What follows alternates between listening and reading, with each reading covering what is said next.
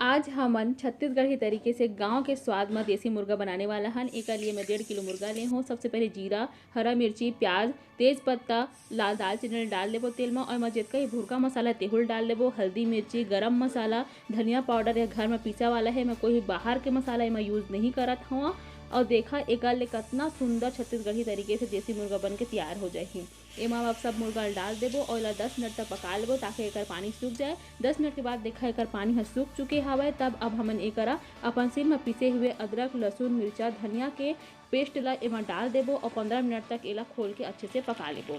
एकर बाद देखा पक जाही जब तो हमन एमा एक ठा बड़ा टमाटर डाल देबो, धनिया डाल देबो और स्वाद अनुसार नमक डाल के एला ढक के 10 मिनट और पका लेबो।